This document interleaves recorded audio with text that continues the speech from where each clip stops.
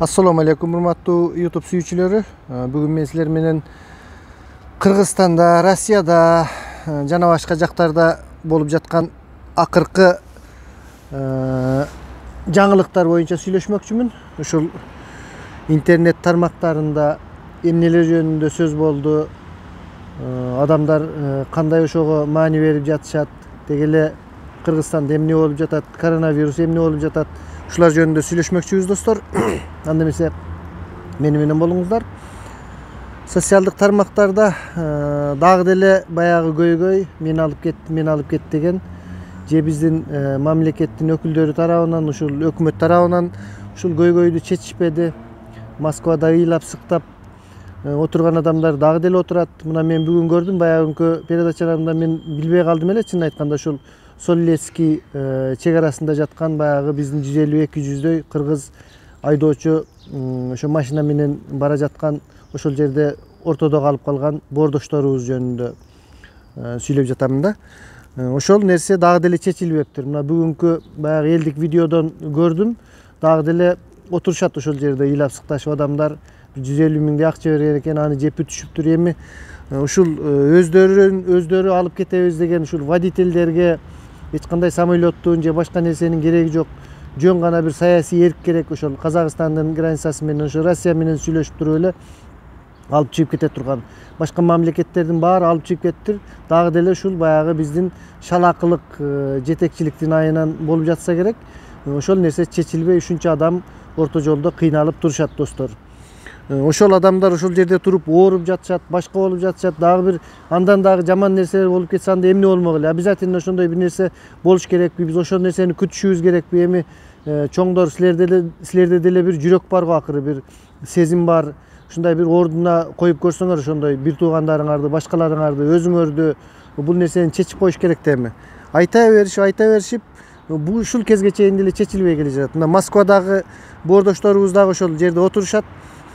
Бүгүн көрүп отурсаң, деги алып кетесиңерби же алып кетпейсиңерби деп бир бала айтты. Эми чын айтканда ошондой да, деги алып кетесиңерби же алып кетпейсиңерби, бир элге бир ачыгын айтпайсыңарбы? Ушул менин оюмча мындай бир ожидательный позицияны кармап турат болуш керек да ушул Москвадагылар. Москвада бири болуп калса, ушу 1 май болсо, анан кийин баягы ушундай жесткий абал жок болуп анан кайра жумуштар башталып кетсе, баягы жүргөн адамдар жүрүп кайра алаксып ошол жакта эме болуп кетет. Бизге келбей эле койсун дегендей бир ой болуп жатат окшойт деп жатамын да. Эгер ошондой ой болсо терең жаңылышасыңар. Москвада күндөн күнгө мына өзүңөр көрүп жатат болушуңуздар керек, урматтуу чоңдор. Күндөн күнгө абал курчуп баратат, наоборот. 2000-3000ден адам күндө больницаларга жатып, больницаларына батпай, үйлөрүндө баягындай домашний эмедешип, стационар деп ошо үйлөрүндө карап жатышат. Биздин кыргыз боордошторубуз да ооруп жатат, башкалар болуп атат. Буларда бир 15-майларга чейин абал менимче ушундай абдан каттуу болуш керек. Ушул Россияда күндөн күнгө көбөйүп, азыр баягы эң туу чокусуна чыгып бара жатат да.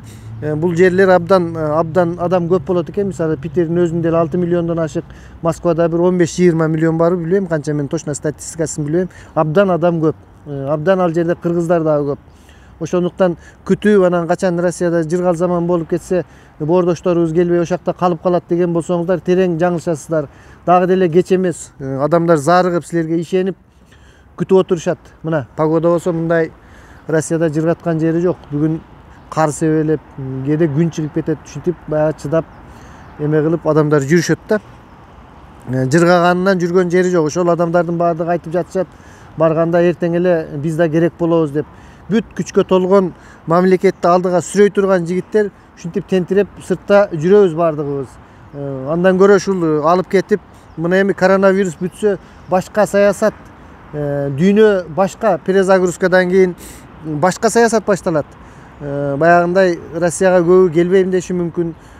Ошол жактан бир жумуш орундарын, албетте мамлекет белчесинен карызга батып турган мамлекет андан бешбетер карызга батат, бирок башка бир саясатты жүргүзүш керек болот да. Ошондуктан азыртан бир терең ойлонуп биздин чоңдор бир башкача бир чечимдерге келип, адамдарды азыртан коргоого алып, ушундай бир нерселерди жүргүзүш керек да.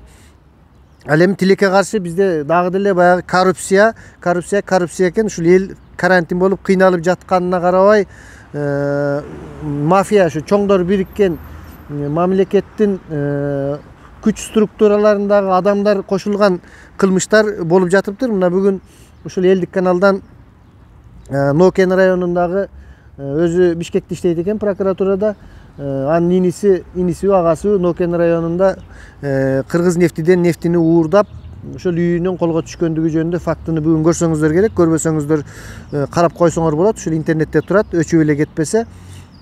Ошол килтейген bir прокурордун иниси агасы, бир тууганы чоң цистерналарды үйүнө коюп алып, нефтини уурдап колго түшкөндүгү жөнүндө маалымат кетти. Бул бүгүнкү эле боло койгон жаңылык эмес. Буга чейин да ушундай болуп келген, мындан кийин дагы болушу мүмкүн. Ушул эле учурда Нокенде мындан башка дагы ушундай чорный бизнесмендер, нефти менен кылмышка байланышкан чоңдор кошулган мафиялар болушу мүмкүн. Эмнегедир бул мафиянын ачылып калган себеби балким ошол долясын ошол кыргыз нефтиге бербей койгондур, же болбосо ошол убактылуу азыркы жаңы келген прокурорго бербей койгондур. Эми ал жак кыргыз нефтини же прокуратураны биз күнөөлөштөн алыспыз. Бирок ушул кезге чейин мынча өсүп өнүккөн бизнес буга чейин кандайдыр бир күч органдарынын, мамлекеттик бийликтердин байланышы жок, мынчалык деңгээлге чейин жетиши мүмкүн эмес. Анткени кошуналары, башкалар деле көрүп турат.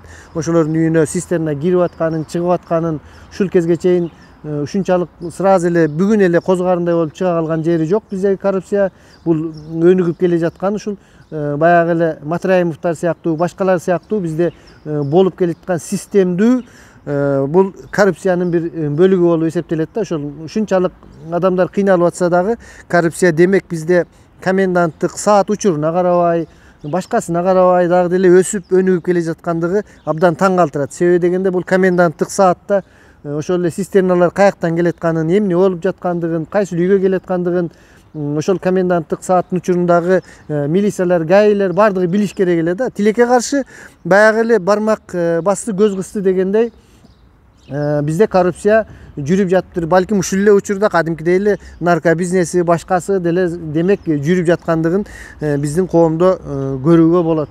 Мен ойлодум эле да, мындай коменданттык саат болуп кандайдыр бир деңгээлде кылмыштар азайып, бир кичине болсо дагы бир мамлекетке, элге бир польза келди десе, эч кандай, наоборот, кайра элдер көчөгө чыкпай, баягы крыша болгон милициялары же башкасы ачык жолду коюп, сонун болуп калган турбайбы? Цистерналар толуп, башка баягы гүлдөгөн коррупция гүлдөп эле жатыптыр.